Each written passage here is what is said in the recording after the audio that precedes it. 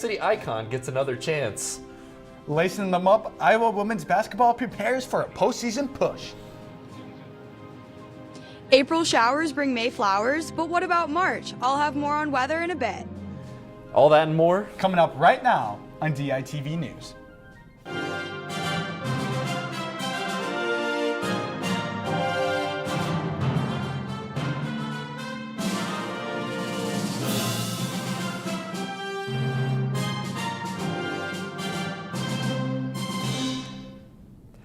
Good morning from Iowa City. It is Friday, March 8th. I'm Jordan Tovar. And I'm Johnny Valtman. Johnny, quite the blinder of a morning we've had. Yes, please bear with us, folks. We had to make some last-minute adjustments. The studio went down, so that's why me and Jordan were here in the newsroom. But we will be introducing Sydney Goldberg, who is live outside with our top weather story of the day. Yeah, guys, right now it's pretty chilly, but it's looking to be warming up for spring break. I am live right now in downtown Iowa City, where it's currently 43 degrees. The rain has let up for a little bit, but it's supposed to keep raining for the rest of the day. For the last day of classes before break, we are going to see the start of those spring showers, as the rain is not planning on letting up for the remainder of the day. It'll get as low as 38 degrees with a high of 48 degrees. Tomorrow will be a little colder with a low of 28 degrees and a high of 45 degrees. I'll have more on next week's weather during break in a bit, but for now I'm going to send it back to you, Jordan. Thanks, Sydney. And for our top story today, we have DITV's David Consuelos in Cedar Rapids for a historic conclusion to a historic season. Hey, thanks guys. I am in Cedar Rapids inside the Alliant Powerhouse, where wrestlers are starting to make their way in to warm up, where history will be made.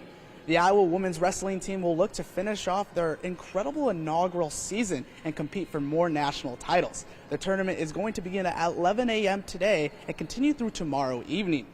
The second-ranked Hawkeyes had 15 regional participants qualify for nationals at Simpson College. In addition, they had 11 athletes reach the finals, winning titles in 6 different weight classes. Champions Emily Gonzalez, Ava Bayless, Brianna Gonzalez, Reese Laramendi, Marilyn Dede, and Kylie Welker will look to showcase their skills and take home more national titles for the Hawkeyes. The top 8 placeholders for each weight class will be awarded All-American status and make the podium. And this season would not have been possible without head coach Clarissa Chun, who was named one of USA Today's Woman of the Year. In her first season, Coach Chun led Iowa to a #1 ranking in duels after they defeated top-seeded North Central College earlier in the season, finishing 16-0. Guys, I am super excited for these Hawkeyes to continue to make history. I'm going to get ready for this tournament, so I'll send it back to you in the studio. Johnson County Sheriff's Department arrested and charged a man on Wednesday for running a puppy mill. Lauren Yoder faces roughly 40 charges of serious and simple animal neglect after authorities found 131 dogs in harmful conditions at Sunset Valley Farm in Riverside, and some dogs suffered from heat-related injuries. Yoder agreed to surrender the dogs, and his commercial breeding license has been revoked. The University of Iowa's Unit Partner Program is giving aspiring nursing students a chance to get hands-on experience.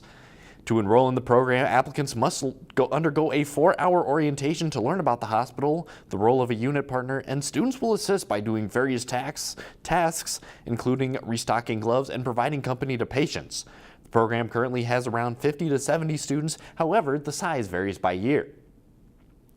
And the Stanley Museum of Art hosted a Wikipedia edit-a-thon on Thursday. In honor of Women's History Month, the event aimed to elevate the voices of artists not commonly covered in Wikipedia entries, including women, non-binary people, and people of color. Currently, only 19% of biographies on the site are about women, and only around 10% of all pages are created by women. Attendees had the option to edit Wikipedia pages, create their own buttons, and participate in a scavenger hunt. No prior experience was necessary to edit a page. Specifically for artists who already had pages, but whose pages weren't super developed, so that there was ample opportunity for people to participate and add to the pages, but it wasn't as much work as starting a new page. The edit-a-thon will run throughout the rest of March, and participants are invited to work around their schedules. The Iowa City government is working to include city residents in a project downtown, and that's where we have DITV reporter Kara Doolin, who is there now. Kara, what can you tell us about this project? Yeah, Johnny, so right behind me across the street there is the vacant lot at 21 South Lynn Street. Now, if you're anything like me, you've walked past this 1,000 times and thought, what is going on there? Turns out the city actually has some pretty big plans for this lot, and they're working to get the Iowa City community involved.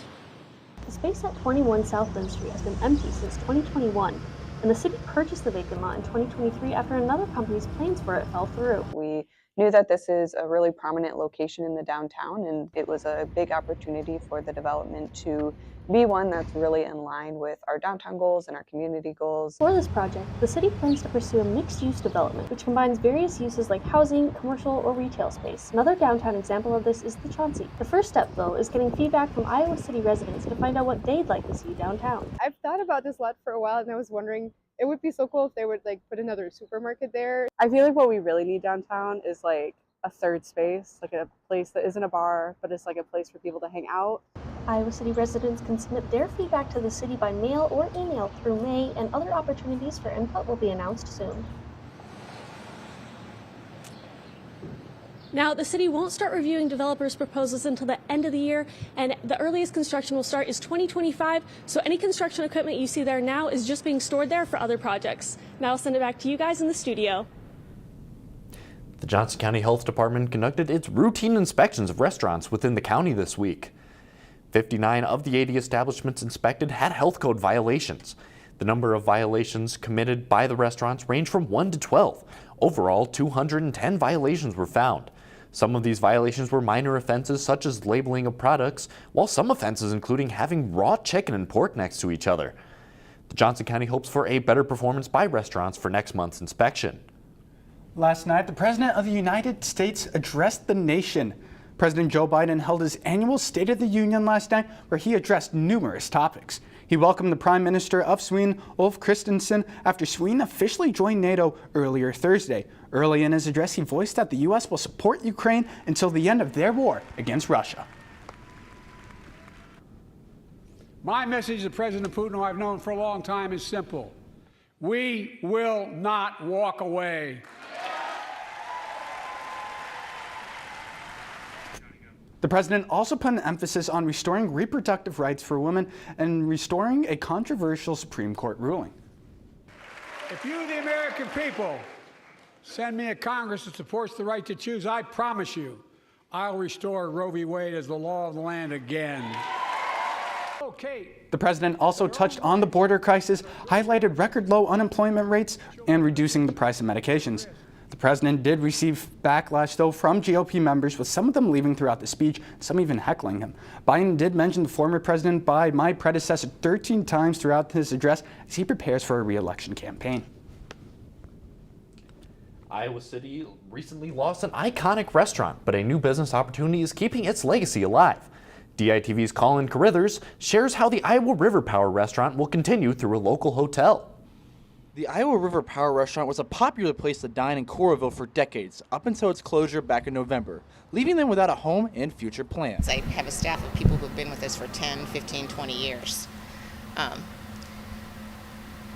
they were very disappointed, that we were all breaking up. This was until an idea sparked from Angela Harrington, the owner of the Highlander Hotel. Angela bought the hotel when it was under distress and gave it life with many amenities, but it was still missing an old central aspect, the supper club. The whole entire city was talking about mourning the loss of Iowa River Power. Said, hey, are you all looking for a home? And she said, well, we thought we'd just do catering, but let's talk. The old supper club is something that Angela used to love, and being able to bring that back with the help of the Iowa River Power restaurant excites her just as much. Given that the supper club started it all, it was only fitting that at some point we go back to, or we find a way to do a real supper club menu. Supper Club started in 1967 and became so popular that by 1974 they added the hotel. Since then, though, it hasn't been the same. The two will team up to get that menu style and quality back up the par. We always came here for dinners and parties. This was a hot spot. This is the main dining room that the Supper Club will use for both brunches and dinners. Brunches starting on March 24th and dinners beginning on April 4th. From the Highlander Hotel, Colin Carithers, DITV. And coming up later, a proposed government bill could change the way that we keep time in the United States. But first, we're going to send it back out to Sydney. Sydney, it is raining outside. How are we going to be staying dry this weekend? Yeah, Johnny. Early next week, while students and staff enjoy their spring break, Iowa City temps will reach up to a high of 60s. It'll definitely feel like spring here, and whether students and faculty are going home, going on vacation, or staying here in Iowa City, many are looking forward to the nicer weather. I think I'm gonna take like a small trip to like Chicago or something, just cause I feel like everybody deserves that. The warm weather is coming back, which I'm so excited because that means like I can actually go outside, I can walk. I love the sunshine and I just need it. So I'm just ready to drive back home and get lots of sleep and hang out with my friends. The sun does not go down nearly as early. That's really good for like staying motivated. With the upcoming week off, DITV wishes students a relaxing break. I'll send it back to you in the studio.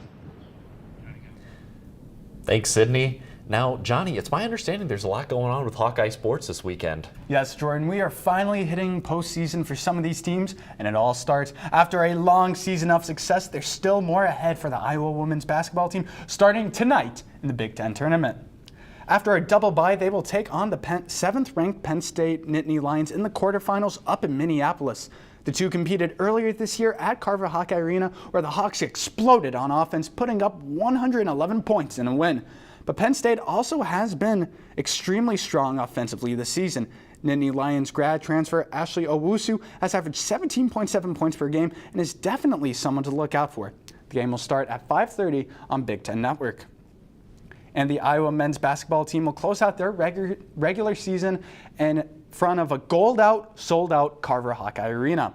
The Hawkeyes will host the 12th-ranked Illinois Fighting Illini to send off their seniors. Iowa's looking to avenge a tough loss to the Illini 2 weeks ago. With a win, the Hawkeyes could jump up to a first-round bye in the Big Ten tournament, or a loss could knock them all the way down to the 9th seed. A win could also bolster their chances at making it on the bracket for March Madness. 5 Hawkeyes will be taking the court for the final time at Carver as they look to go out upsetting a top 15-ranked Fighting Illini team.